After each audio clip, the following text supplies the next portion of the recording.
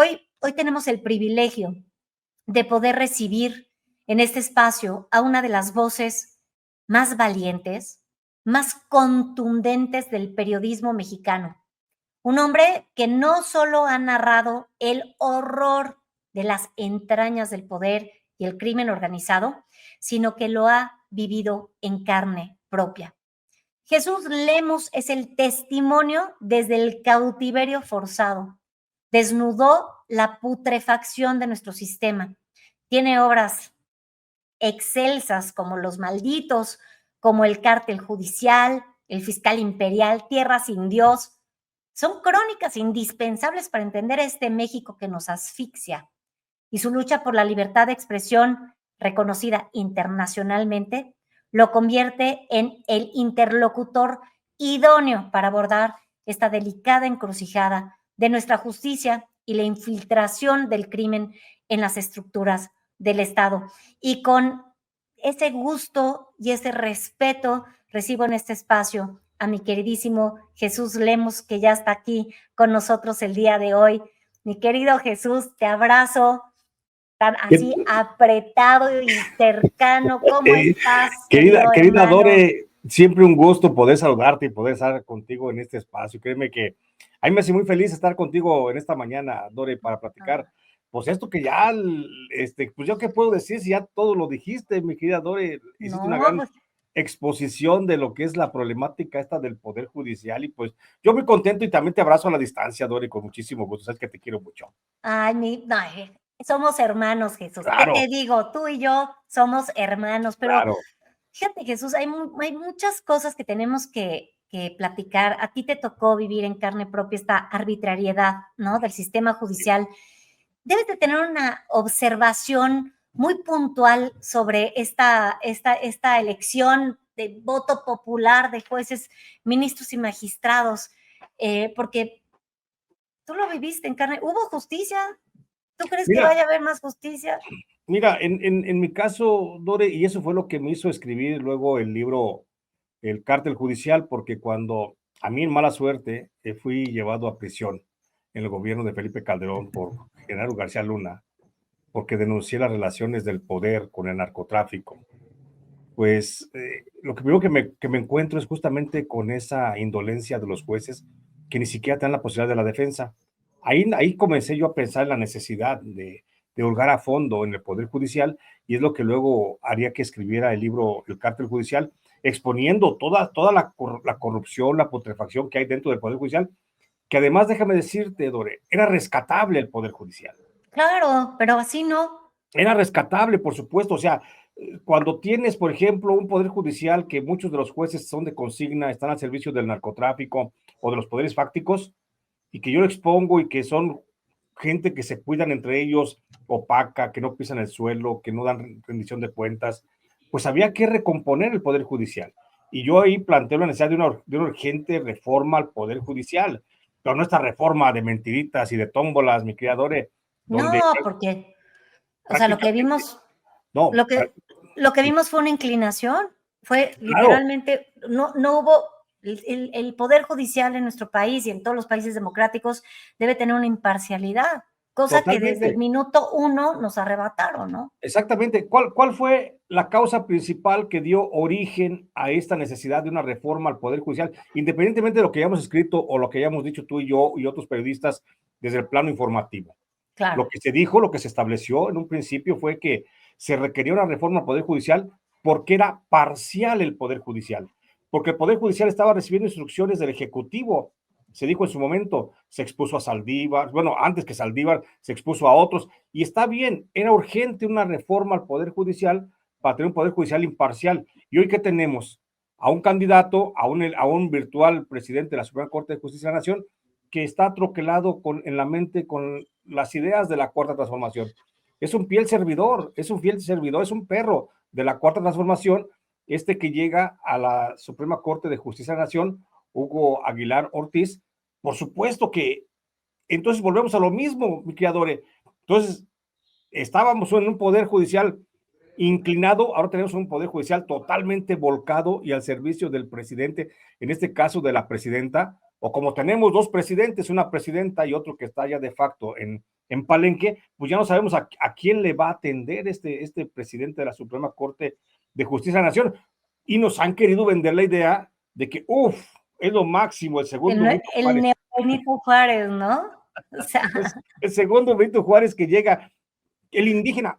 Dore, siendo honestos, como si ser indígena fuera garantía de honestidad. O sea, nos quieren no, vender no, un no, discurso.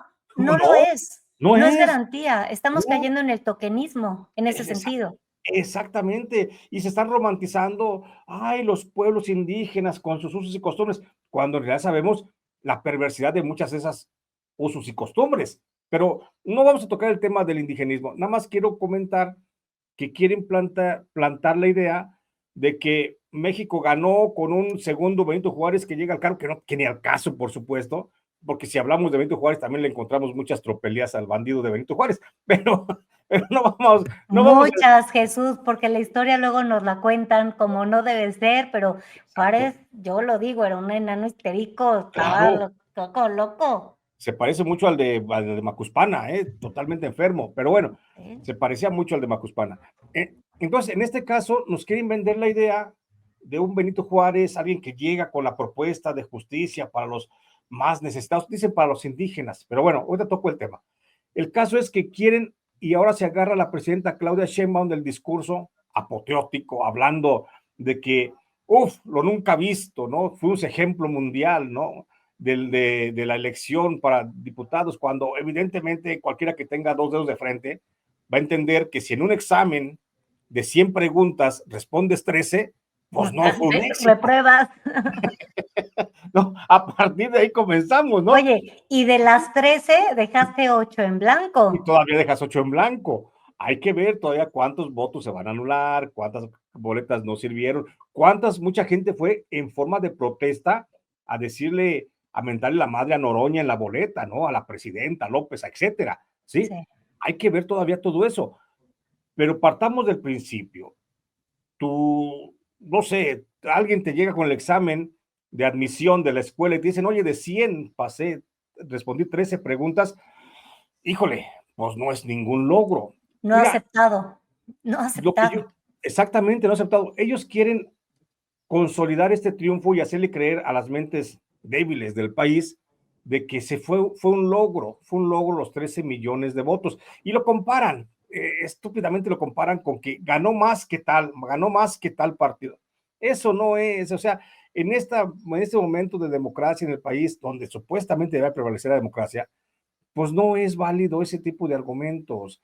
Tenemos una elección fracasada totalmente porque 13% de la población de 100 millones de No, eso votantes. te habla de que el 86% de la población está en contra, simplemente hay que ver esos números, además de que ni siquiera era vinculatoria, Jesús, Exactamente. porque esto en otra historia no hubiera pasado. No, oye, Dore, no fue vinculante la Eso digo. votación cuando salimos 17 millones, me cuento porque yo también me la creí, 17 millones a votar el enjuiciamiento a los expresidentes. 17 millones, no lo hicieron vinculatorio.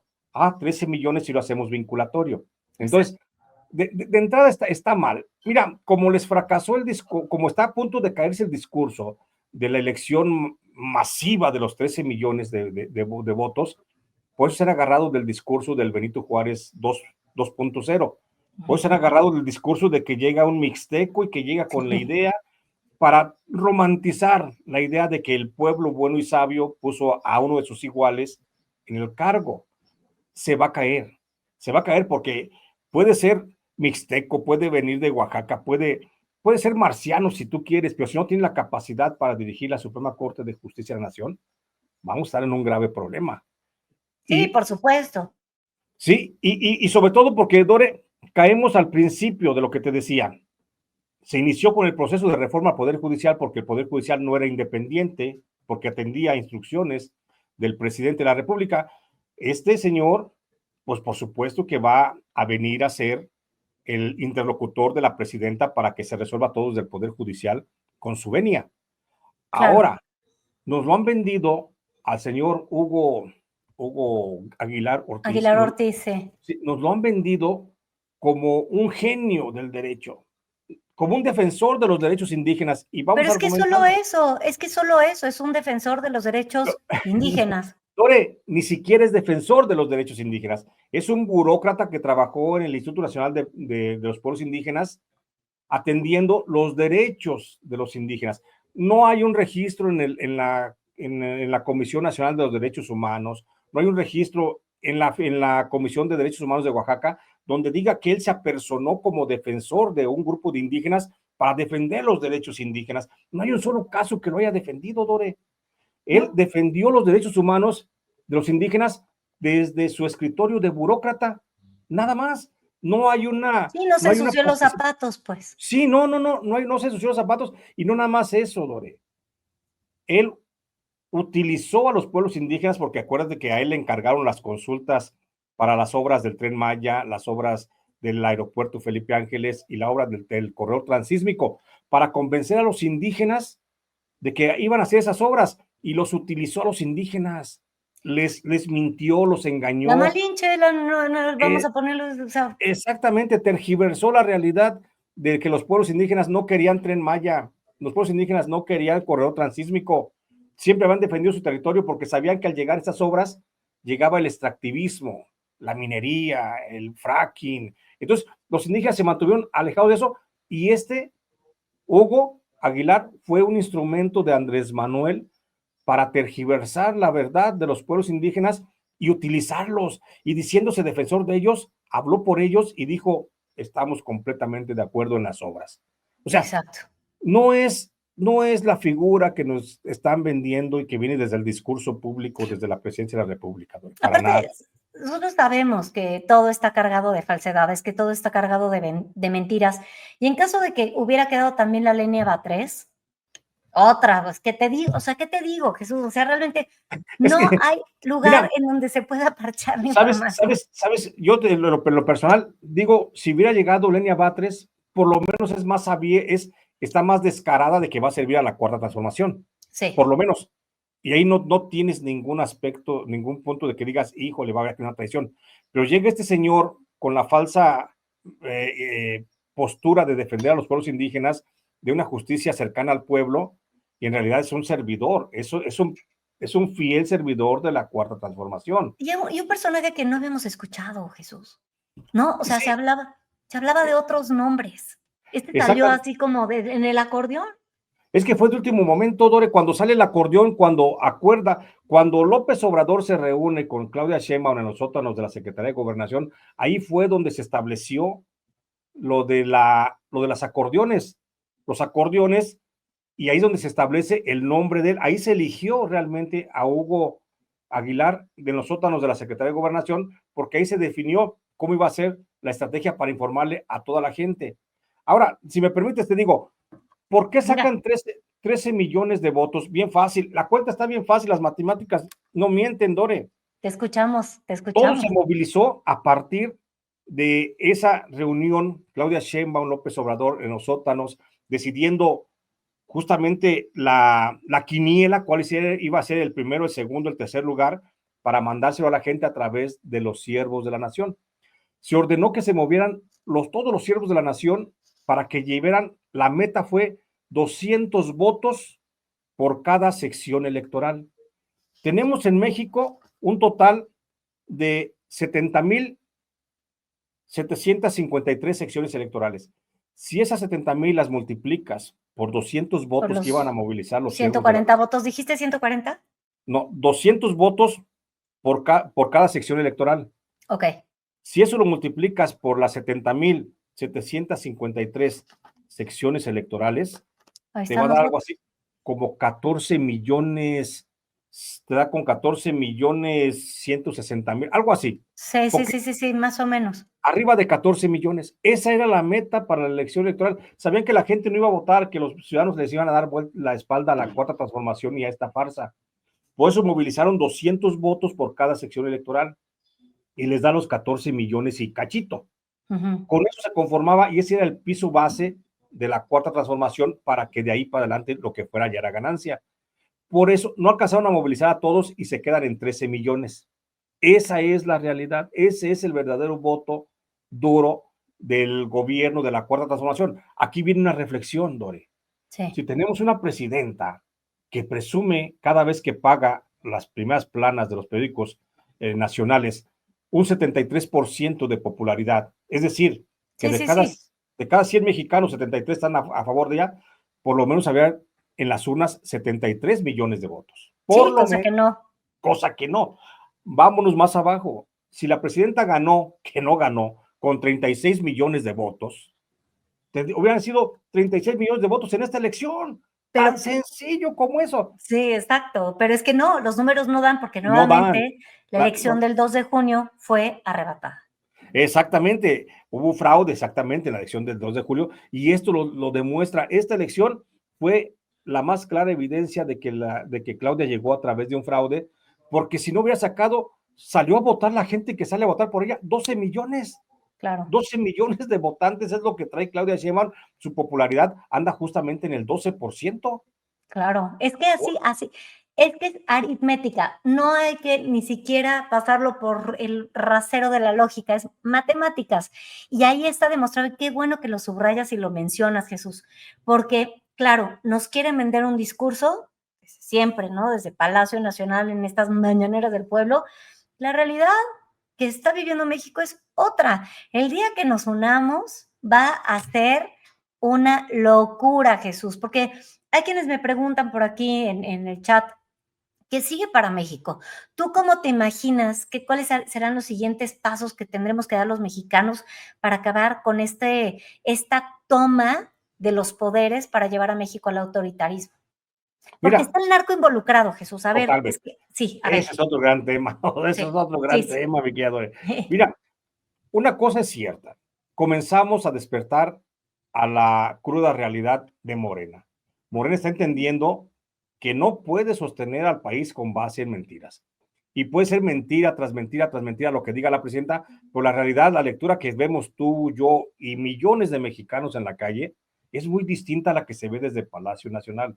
Mira, Sí, la elección de Hidalgo y la elección de Veracruz, Lore, sí, reflejan una realidad también inequívoca. La gente no quiere a Morena ya, se está desencantando, por supuesto. ¿Qué pasó? sí, ¿Qué sí, friega le pusieron a Morena en Veracruz? ¿Qué sí. friega le ponen a Morena en Durango? Y fíjate, y esto lo operó justamente el hijo de Andrés Manuel López Obrador, el Andy López Beltrán. No más Me para que encanta. veas, Exacto, ¿sí? No, exacto, exacto, exacto. sí, no más para que veas en qué nivel los mexicanos estamos despertando, diciendo, espérame, yo no me voy a creer las mentiras que me están diciendo, ¿sí? Ahí está la realidad, una operación de López Obrador que supuestamente es el que trae toda la fuerza del pueblo y el pueblo bueno y sabio lo quiere. No es cierto, la gente se está desencantando de Morena, la gente está entendiendo que no. La gente va a seguir recibiendo el beneficio económico porque pues un peso, nadie le dice que no a un peso, simplemente. Claro, claro, ¿Sí? más en este México que Y más este México con tantas carencias. sí, Entonces la sí, sí, gente va a seguir recibiendo el apoyo. Y sí, sí, yo voto por Morena, la gente va a decir que sí vota por Morena, pero no va a salir a votar por Morena. Estamos despertando a la realidad, que se está cansando. La gente se cansó, bastó 3, 6 años, 7 años para que la gente entendiera que no íbamos a donde querían llevarnos, a donde queríamos ir todos, a un México más de justicia. Y claro. entonces, ¿hacia dónde vamos? Vamos hacia un país en el que, lamentablemente, hoy, y hay que decirlo también, no hay una oposición real, no hay en quién canalizar. México está huérfano de líderes de la oposición, mi querida Dore, y por eso Sí, llega porque ven, cualquier. ya estamos incrédulos y ahora queremos Sí, posicionar a cualquier ciudadano. No, es que exactamente. sí Hace estamos falta, huérfanos. sí estamos huérfanos, hace falta un liderazgo en quien encauzar toda esta inconformidad, alguien que lidere realmente. Evidentemente, algunas dirigencias de algunos partidos pues están muy comprometidas moralmente, ¿sí? Ujú. Los han agarrado con los dedos en la puerta y entonces los han agarrado, por supuesto, haciendo tropelías y no tienen forma de pararse ante el electorado. Los mexicanos estamos huérfanos ante Sí, una realidad política y una realidad donde Morena ya no es lo que se dijo que era, pero tampoco tenemos quien encauce todo ese descontento social. Urge y debemos de poner un anuncio en un periódico, mi querida Dore, sí, a ver de qué.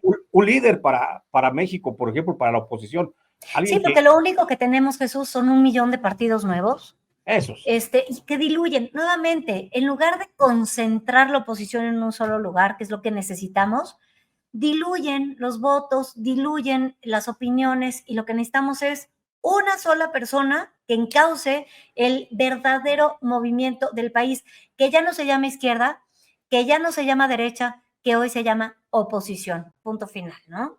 Exactamente, exactamente. Entonces, ¿hacia dónde vamos? Tú ahorita me preguntabas, lo que yo pienso es hacia una reconformación de Sí. nuestro planteamiento político nacional, a ver, ahora sí, qué es lo que queremos y que ya no nos vuelvan a fallar, que no nos traicionen a los que votamos por una idea y que a final de cuentas resulta que quisieron hacer otra, ¿no? Sí, por supuesto. Yo no te puedo dejar ir, No, Jesús, sin preguntarte sobre el factor narcotráfico claro. en nuestro país. Ahora sí que tienes un montón de libros que hablan al respecto. Estamos viendo todas las amenazas que vienen por parte de los Estados Unidos. Estamos viendo los resultados, que sí del fentanilo, en donde Andrés Manuel López Obrador decía, no, aquí no se fabrica y de repente aparecen laboratorios, no, aquí no hay capos de la delincuencia y de repente aparecen muchos capos, 29 que se le entregan a los Estados Unidos, el Mayo que llega clandestinamente, México no sabía nada, viene el juicio del Chapo, la entrega de la familia, de los 17 miembros de la, 17 miembros de la familia del Chapo, o sea, realmente en materia narcotráfico, estamos viendo cómo el narcotráfico está obedeciendo a los Estados Unidos y de alguna u otra manera quiere seguir gobernando este país. Yo tengo que saber tu opinión. Definitivamente, Morena, el equipo, la clase gobernante que hoy se está posicionada en la cuarta transformación, dejó de ser un socio confiable para el narcotráfico. Los grandes narcotraficantes, y me refiero a la gente, a la familia del Chapo Guzmán, la familia del Mayo Zambada, dejaron de creer en la promesa de Andrés Manuel López Obrador, de Rubén Rocha o del gobernador Madrazo, el de Sonora, se llama, Rocha Moya, no, pero el de Sonora también, Alfonso uy, mira, ¿verdad? Durazo Montaño. Durazo Montaño, Durazo, De, sí. sí, dejaron de creer en esos interlocutores porque se sintieron traicionados y hoy es un gran problema que el narcotráfico en México, pese a esa sociedad y esa relación que tiene con algunos líderes de la Cuarta Transformación, se encuentra huérfano y por eso el narcotráfico se está acercando a la autoridad norteamericana para pactar acuerdos. Ahí tienes a Ovidio Guzmán pactando acuerdos con el gobierno de Estados Unidos para decirle yo te doy la información que necesites, pero saca a mi familia, Sí. pero rescata mis cuentas, pero a mi ¿Qué padre, el Chapo pasa? Guzmán, libéralo poquito. O sea, Sí, no le des la pena de muerte, ¿no? exactamente, Exacto, o sea, o aflójale las amarras ahí donde está, dale mejores condiciones de vida, etcétera. El acuerdo al que llegó justamente Ovidio Guzmán con el gobierno norteamericano va a ser señalar a todos los narcotraficantes que hoy gobiernan diversos estados. Y me refiero al gobernador de Michoacán, al de Zacatecas, al de Sonora, al de Sinaloa, a la de Tlaxcala, por decir Tamaulipas, algunos, que Tamaulipas, o sea, todos estos se están metiendo en el tema y este es un grave problema que se le viene a Claudia Sheinbaum, por supuesto. Por eso le urge una Suprema Corte de Justicia de la Nación acorde para cuando llegue el proceso a la investigación acá, a los juicios acá en México de esos gobernadores, porque no todos, Estados Unidos no puede asumir por siempre ser el guardián de la política interna mexicana. claro. Estados Unidos, Donald Trump le va a exigir en un momento a Claudia Sheinbaum, ¿sabes qué? Administra tu justicia y enjuíciame a Juan, a Pedro, a Luis y a Miguel, ¿sí? Parejitos. Por eso el control de la justicia, del poder de la Suprema Claro. Corte de Justicia de la Nación. Entonces, si hay un acuerdo con el narcotráfico se está cobijando mucho con la justicia norteamericana y van a salir muchos descabezados en este tema, Dore. Sobre todo porque ya viene la audiencia también del Mayo Zambada. El Mayo Sí, Zambada va dentro de poco, va a llegar a un acuerdo. Le están pidiendo la pena de muerte por él. Entonces, lo más seguro es que va a decir, ¿sabes qué? De canto lo que quieras y va a cantar hasta rap si tú me lo señalas, ¿eh? sí, de Entonces, todo. va a cantar de todo y el primero que va a salir bailando en la cuerda floja van a ser muchos gobernadores, además de López Obrador. Es que primero va a salir López Obrador, lo dijo el senador Kennedy. Por supuesto que va a salir López Obrador y ahí entonces cuando se le va a venir el mundo encima al gobierno de Claudia Sheinbaum y hasta ahí vamos a llegar. Mira, con suerte, Dore, con suerte estamos viendo que en la revocación del mandato le decimos adiós a Claudia Sheinbaum, con un poquito de suerte. Con un poquito de mala Ojalá. suerte, la Es lo que próxima te iba a elección, preguntar, sí. sí, con un poquito de mala suerte sería hasta la próxima elección, hasta la del 2030, cuando podría conformarse en México una verdadera oposición mexicana civil frente a la dictadura de la Cuarta Transformación. Esta vez que vienen momentos muy importantes para México y con esto hacer esta invitación, porque pensamos que la guerra ya se acabó, que ya no hay nada que hacer. Espérense, Sí. no, nos falta el mejor momento. Estamos mexicanos en nuestro jugo. Los discursos que están saliendo nos están dando pie para seguir luchando por nuestro país, por nuestra libertad, por nuestras tierras que nos vieron nacer y crecer. ¿Con qué? Con una herramienta que es letal, que tiene filo, que se llama la verdad. La verdad. Y esa verdad es la que nos llevará a nuestro mejor destino. Ahora, Jesús Lemus, obviamente yo les tengo que invitar a todo nuestro queridísimo auditorio que ya te conoce, que se Gracias. devora tus libros igual que yo, Gracias. que ya, bueno, a la gente que no sepa, yo soy muy, muy fan de mi querido Gracias. Jesús, o sea, Gracias, fan vale. empedernida, enferma. Yo tengo todos sus textos, pero por favor invítanos a leer tus libros, tu último libro, ¿cuál es el que quieres que empecemos a leer? Por supuesto, gracias por esta posibilidad, Dore. Fíjate, justamente estoy estrenando el libro, se llama La Guerra del Litio. Este es el más reciente, Dore, el libro La Guerra del Litio. En este explico cómo el gobierno de la Cuarta Transformación está pensando en el saqueo nacional más grande de toda la historia, en el robo Más de que litio. Pemex. Exactamente, más que Pemex, en el robo de litio y cómo esta ambiciosa clase que ha llegado a la Cuarta Transformación, los cachorros de la Cuarta Transformación, se van a convertir mineros en los próximos años para explotar el litio. Un litio que además, déjame decirte, y aquí lo explico en el libro. Nada más te pongo un ejemplo. México tiene 300 sitios de importancia minera de litio. Eso está reconocido desde 1982. Sí, Pero correcto. llegó López Obrador y dejaron solamente en el mapa minero,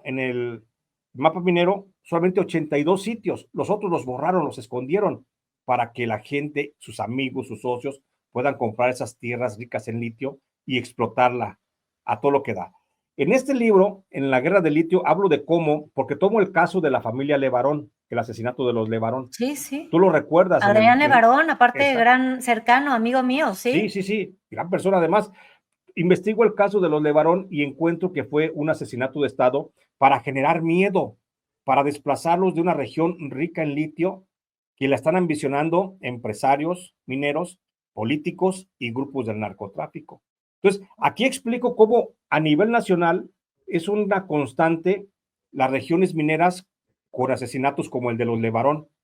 Y ahí pongo nombres, datos, señas y fechas y todo. Y cómo se está llevando a cabo en México un desplazamiento forzado para poder apropiarse del litio unos cuantos grupos en el poder, ¿sí? Y aquí te digo, aquí van datos, señas, todo, en este libro que me publica ahora Grijalbo, La Guerra del Litio, y este es el más reciente, mi querida Dore, ya luego si quieres platicamos el No, tema, pero oye, sí me gustaría invitarte para hablar de la guerra del litio, porque, digo, con el Lázaro Cárdenas, con la expropiación petrolera que nos dejó una deuda la más grande de la historia, y hoy México, en lugar de recibir dinero de Pemex, lo está pagando. El día de mañana podríamos estar viviendo exactamente lo mismo con el litio, que es un totalmente. mineral esencial para todos los celulares, las pilas, los cargadores que hoy tenemos. Y de hecho es un mineral del cual nos estábamos preguntando por qué México no está haciendo negocios con el litio. No, que está sucio. No, Porque este es es lo que fundamental. dicen. Sí, ¿No? fíjate que el litio es fundamental porque el litio es el conservador casi natural de la energía eléctrica. Correcto. Tú lo dices bien, para las pilas, para las baterías, para la movilidad. Claro. Quien controle el litio va a controlar la producción de las baterías y quien controle la producción de baterías va a controlar la movilidad humana. Entonces, esa es la importancia del litio porque los hidrocarburos se van a terminar, son finitos, ¿sí? El litio también es finito, por Y supuesto. lo que sigue del hidrocarburo es la energía autosustentable, y la energía autosustentable se hace con litio o se hace con energía nuclear. Exactamente. Entonces, ahí tenemos esa importancia, por eso la importancia del litio. México es de los países bendecidos por Dios o por el diablo, ya no sé, maldecidos por el diablo. Es que siempre la riqueza, Dore, la riqueza Ya siempre sé, lleva sí. violencia. Sí, Entonces, México es de los países que más litio tienen a nivel continental. mundial. Entonces, sí hay ya gran efervescencia sobre el tema. Aquí yo planteo justamente este momento que estamos viviendo y cómo va la explotación de litio muy de la mano con los grupos del narcotráfico. No lo podemos disociar porque el narco está en todas partes. Sí. Es omnipresente y aquí en el litio también aparece y hace también su manifestación con síntomas como el desplazamiento forzado poblacional. Y ese desplazamiento forzado se está dando en las zonas mineras y aquí lo explico mi nuevo libro, mi querida Dore. Bueno, pues imperdible. Gracias. Gracias, Jesús Lemos, por estar aquí con nosotros hoy y siempre. Te abrazo, hermano querido, con todo mi cariño. Como Por siempre, favor, Dore. regresa, hablemos del libro. Hoy Por tenemos que supuesto, hablar del Poder sí, Judicial, sí o sí, pero tenemos que. tenemos que hablar de 1000 temas más. Por supuesto que sí, tú me dices cuándo, estoy siempre a tus órdenes, mi querida Dore. Te mando un abrazo con mucho cariño donde estés. Ay, mi querido Jesús, igualmente hasta donde estés, gracias por tu invaluable participación el día de hoy, gracias por destaparnos a tehuacanazos, ¿no? Es doloroso Las a veces, pero ideas. tenemos que entenderlo. Sí. Exactamente. Gracias, querido Jesús Lemus. Te Gracias, abrazo con todo mi gracias. cariño. Abrazo, Muchas Dore. Hasta luego. gracias. Bye. Abracito, abracito. Pues ahí lo tienen. El extraordinario periodista Jesús Lemus y yo de verdad les invito a leer no nada más este texto de litio, ahorita pueden leer el cártel judicial, que realmente es un texto maravilloso, el licenciado que habla de Genaro García Luna, en fin,